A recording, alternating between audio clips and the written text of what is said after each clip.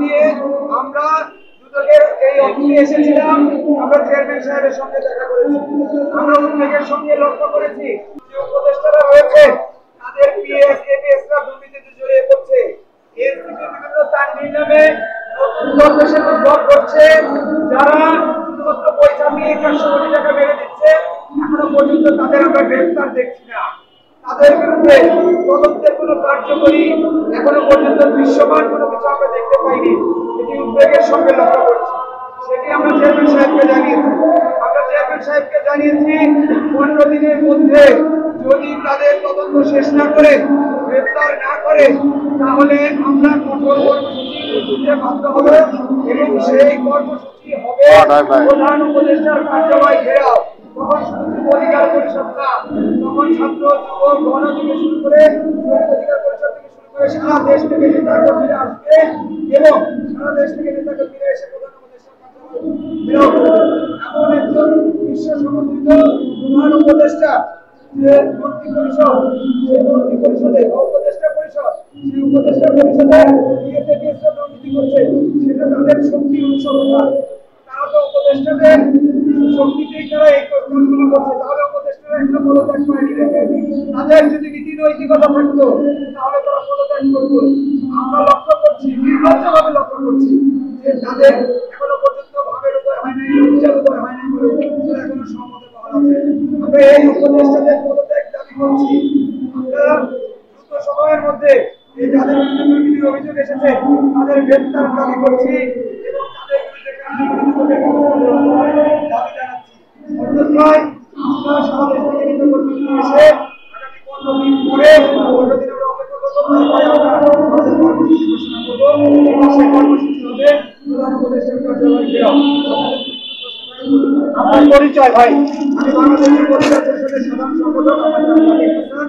আমার পাশে যিনি আছেন তিনি বাংলাদেশ যুব অধিকার পরিষদের সভাপতি মঞ্জুর মোর্শেদ মামুন। আমার এই পাশে যিনি দাঁড়িয়ে আছেন তিনি সহ সভাপতি বাংলাদেশ যুব অধিকার পরিষদের মাহবুবুর রহমান জসিম। যারা দুর্নীতির সাথে জড়িত তাদেরকে আইনের আওতায় আনান এবং এই সরকার যাতে সংস্কার আগে যাতে অন্তর্বর্তীকালীন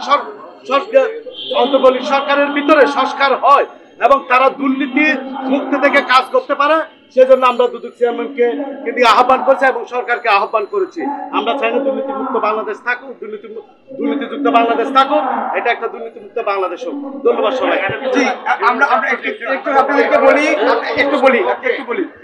আমরা এই কর্মসূচিটা ঘোষণা করার পর থেকেই আমাদেরকে বিভিন্নভাবে পেরেশানি করা হয়েছে, আমাদেরকে চাপ দেওয়া হয়েছে যাতে আমরা এই কর্মসূচিটা না করি।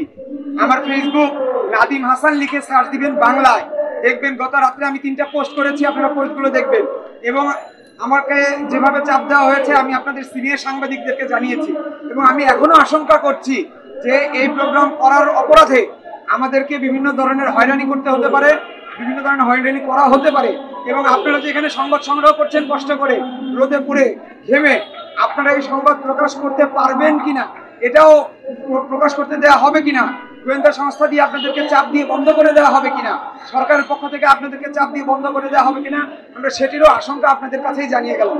ধন্যবাদ সবাইকে। আসিফ মাহমুদ সজীব ভুইয়া, ওনার যে ক্রিয়া পরিষদের যে পরিচালকের একান্ত সচিব আছেন সাইফুল ইসলাম, তার মাধ্যমে আমাকে চাপ দেওয়া হয়েছে যাতে এই কর্মসূচি আমি না করি। তুহিন ফারাবি, সে স্বাস্থ্য উপদেষ্টার ক্ষমতাকে ব্যবহার করে সে দুর্নীতিতে জড়িয়েছে এবং এই যে উপদেষ্টা, সেই উপদেষ্টার আমরা পদত্যাগ দাবি করছি এবং তুহিন ফারাবি গ্রেপ্তার দাবি করছি। তানবীর সহ আরও যাদের জীবনযাত্রার মান আমরা আগে কি দেখেছি আর এখন আমরা ফুলে ফেপে একজনকে বটগাছ হতে দেখছি, তাদের বিরুদ্ধে তদন্ত চাই এবং তাদের বিরুদ্ধে তদন্ত সাপেক্ষে আমরা শ্বেতপত্র প্রকাশ করতে অনুরোধ করেছি। আমরা বাংলাদেশ যুব অধিকার পরিষদের আজকে যে মার্চ টু দুদক ছিল সেই কর্মসূচি আমরা দুদকের সামনে এসে অবস্থান নিয়েছি এবং সেখান থেকে আমরা 6 সদস্য যুব অধিকার পরিষদের কেন্দ্রীয় কমিটি দুদকের চেয়ারম্যান মহোদয়ের সাথে দেখা করতে এসেছিলাম। আমরা ইতিমধ্যে আপনারা জেনেছেন আমরা কি নিয়ে এখানে এসেছি। আপনারা একটা জিনিস খেয়াল করেছেন, 5 আগস্ট গণ অভ্যুত্থানের পরে এই অন্তর্বর্তীকালীন সরকার জনগণের বিশাল ম্যান্ডেট নিয়ে গঠিত হয়েছিল। আমরা আশা করেছিলাম 17 বছর ধরে আওয়ামী লীগের যে ফ্যাসিস্ট দুঃশাসন, দুর্নীতি স্বজনপ্রীতি চলেছিল সেটা আর থাকবে না। আমরা একটা জনগণের বাংলাদেশ পাবো, একটা কল্যাণমূলক বাংলাদেশ পাবো।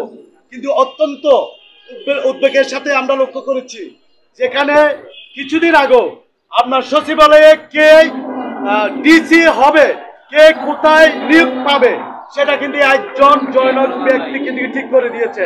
সেটা যুগান্তরে নিয়োগ হয়েছিল, তার নাম সালাউদ্দিন তানভীর, তার সাথে সালাউদ্দিন তানভীর কার পরামর্শে কার হয়ে কাজ করে সেটাও কিন্তু আমরা স্পষ্ট লক্ষ্য করেছি। আপনারা জানেন তার নামের পাশে কিন্তু সাজ্জি সালাম এবং হাসনাত আব্দুল্লাহর নামও এসেছে। এরপর উদ্বেগের সাথে লক্ষ্য করেছি যাদেরকে আমরা বাংলাদেশ পরিবর্তনের জন্য দায়িত্ব নিয়েছি, অন্তর্বর্তীকালীন সরকারের দায়িত্ব দিয়েছি, তাদের যারা দায়িত্বে আছে তারা বিভিন্ন ধরনের তদবির, ঘুষ বাণিজ্য এবং নিক বাণিজ্যের সাথে জড়িত। ইতিমধ্যে সেটা বিভিন্ন সংবাদ মাধ্যমে আপনারা দেখেছেন।